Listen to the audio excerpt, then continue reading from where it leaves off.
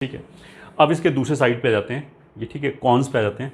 पहला चीज़ तो अगर किसी बच्चे ने 2-3 साल प्रिपरेशन कर रखी है और 3 साल की प्रिपरेशन के बाद भी मान लिया उसकी रैंक 50,000 से 60,000 आ रही है, तो उसको सीरियसली अपने आप को री इवैल्यूएट करने की ज़रूरत है कि यार 3 साल प्रिपरेशन के बाद, मतलब देखो कुछ बच्चे ऐसे बोलते हैं 8, 9 से जो प्रिपरेशन करता है या 10 से जो प्रिपरेशन करता है उसका सिलेक्शन होता है। नो, ऐसा कुछ नहीं है। अगर 2 साल में कोई बच्चा अपनी 80% एफिशिएंसी से भी तैयारी कर रहा है and if he is average receptivity guy, तो उसका सिलेक्शन आराम से हो जाना चाहिए। We do not require 3-4 years.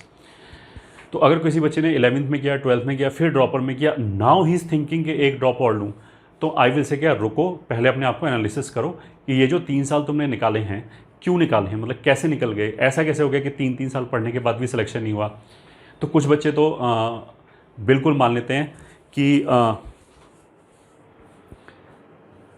कि सर मैंने सीरियसली पढ़ाई नहीं की थी, ये ठीक है, मैंने बहुत मस्ती मारी थी, टाइम वेस्ट किया था और पहले साल तो मैं कुछ भी नहीं पढ़ा, दूसरे साल बोर्ड की वजह से मैं दोनों तरफ मेरा टाइम चलता चला गया, तो 12th मैंने मिडिल में आके मैंने प्रिपरेशन ही छोड़ दिया।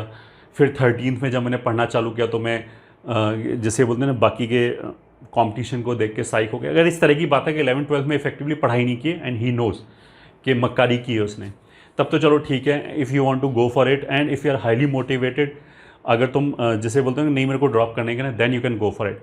बट अगर तुम्हें ये लगता है कि हमने 11, 12, 13 तीनों में अच्छी तरह प्रिपरेशन किया था अपनी बेस्ट कैपेबिलिटी की तरफ, तो आई विल से कि यार think 1000 time before taking another drop, because next year preparation will be very boring.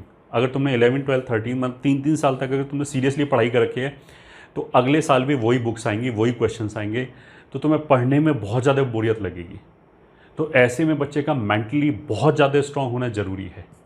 ठीक है, तो एक ये बहुत बड़ी नेगेटिव चीज़ है जिसने सीरियसली प्रिपरेशन किया है कि अगर वो एक और ड्रॉप लेता है तो उसको सारी चीज़ें बोरियत लगे, उसे फिर इस तरह का आएगा कि यार ये पढ़ तो रखा था, सिलेक्शन नहीं हुआ, अब क्या हो जाएगा, इस तरह की थॉट्स, नेगेटिव थॉट्स दिमाग में आएंगी। तो उसके लिए we should be very beware. मतलब मैं मना नहीं करूँगा नहीं लो, बट मैं बोलूँगा सोच के लो।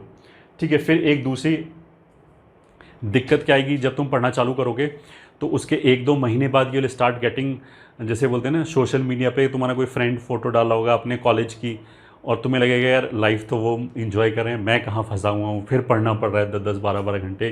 तो उससे क्या होता है कि ये जो डे ड्रीमिंग तो नहीं बोलेंगे इसको, डीमोटिवेशन जैसी चीज़ हो गई जिसमें हमारे घंटे वेस्ट हो रहे हैं, उसमें उसकी वजह से हमारा टाइम वेस्ट होगा। और some of the students may find कि यार इससे बढ़िया तो किसी कॉलेज में चले ही जाते, फिर आगे देखते, आईएएस देखते या फिर एमबीए देखते। इस तरह की थॉट्स आती हैं, क्योंकि नेगेटिव थॉट्स तो हमेशा आती है, हमेशा यू विल ऑलवेज फील कि जो दूसरी साइड पे बंदा है वो हमसे बेटर पोजीशन में है, चाहे उसने ड्रॉप लिया हो या ना लिया हो।